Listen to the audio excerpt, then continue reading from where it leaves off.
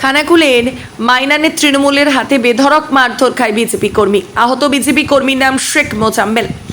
কয়েকজন বিজেপি কর্মী আহত ব্যক্তিকে উদ্ধার করে খানাকুল হাসপাতালে নিয়ে আসে। হাসপাতালে নিয়ে গেলে সেখানেও বন্দুকের বাঁট দিয়ে মারধর করা হয় বলে অভিযোগ খানাকুল বিধায়ক সুশান্ত ঘোষের। আহত বিজেপি কর্মী আরামবাগে চিকিৎসাধীন। ঘটনা প্রসঙ্গে মাইনান থেকে স্থানীয় বাসিন্দা তথা তৃণমূল কর্মী শেখ রিয়াজউদ্দিন জানান, এটা পারিবারিক অশান্তি। তৃণমূলের আরামবাগ সাংগঠনিক জেলা চেয়ারম্যান স্বপন নন্দী কি জানালেন দেখাবো।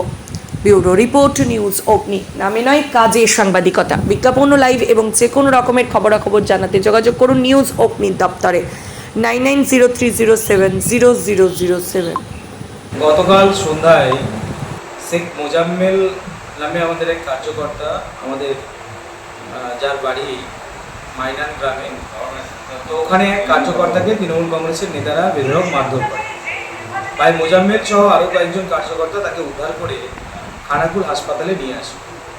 খানাকুল হাসপাতালে যখন চিকিৎসকরা চিকিৎসা করছিল আমাদের আহত আরেক কার্যকর্তা, তখন শেখ মোজাম্মেলকে তৃণমূল কংগ্রেস নেতা, ওখানকার বেশ কিছু নেতা ওখানে জড়ো হয়ে তারা বন্দুকের বাঁট দিয়ে মোজাম্মেলের মাথা ফাটিয়ে দেয় হাসপাতালের ভেতরে।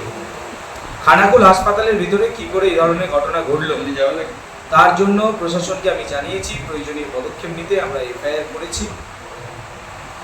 আমরা চাই যে আইনের মতো চলুক। কেন হিংসা ঘটবে সারা খানাকুল জুড়ে? কেন এই ধরনের অরাজকতা চলবে হাসপাতালের ভেতরে? সেখানে সরকারের সম্পূর্ণরূপে নিরাপত্তা দেওয়ার কথা, সেই হাসপাতালের ভেতরে বন্দুকের বাঁট দিয়ে মাথা ফাটিয়ে দেওয়া হচ্ছে বিজেপি কার্যকর্তা। তৃণমূল কংগ্রেসের এই নোংরা রাজনীতিকে আমরা ধিক্কার জানাই। আমরা প্রশাসনের প্রতি বিশ্বাসী আছি যে প্রশাসন উপযুক্ত ব্যবস্থা নেবে। ওখানে ঘটনাটা হচ্ছিল বলতে, যিনি মার খেয়েছেন উনি হচ্ছে একজন মাতাল। ওইখানে সামাদ মল্লিকের একটি মেয়ে, যাই হোক ফ্যামিলি ম্যাটারে কিছু হয়, সেই নিয়ে উল্টোপাল্টা বলে, উল্টোপাল্টা কটূক্তি করে। তখন সামাদ মল্লিকের ছেলে এসে ওকে মার দেয়।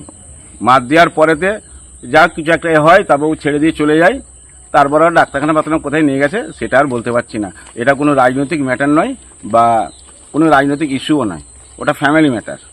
উনি কি তৃণমূল করেন না বিজেপি করেন? যিনি মার খেয়েছেন, যিনি মার খেয়েছেন ও তৃণমূলও করে না, বিজেপিও করে না, এমনি সমর্থক।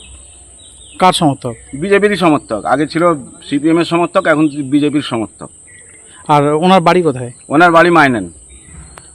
আর উনি কিছু কি বলছেন এই ব্যাপারে, বা ঘটনাটা নিয়ে কিছু কি বলবেন? আর কিছু জানেন না, এই পর্যন্ত জানি, এরপরে জানলে জানিয়ে দেবো।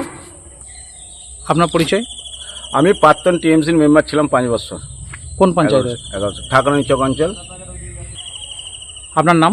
শেখ রিয়াজউদ্দিন। ঘটনাটা কোথায় ঘটেছিল? মাইনান মল্লিক পাড়ায়। আপনারা জানেন যে লোকসভা ইলেকশনের আগে থেকে ওদের জেলা প্রেসিডেন্টের সাথে বিধায়কদের একটা গন্ডগোল চলছে, যে 3টে বিধায়ক আছে।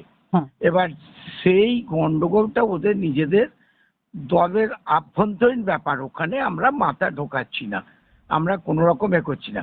এই যে তৃণমূল কংগ্রেসের ব্যাপারে ওনারা বলছেন, এটা সর্বৈধ মিথ্যা।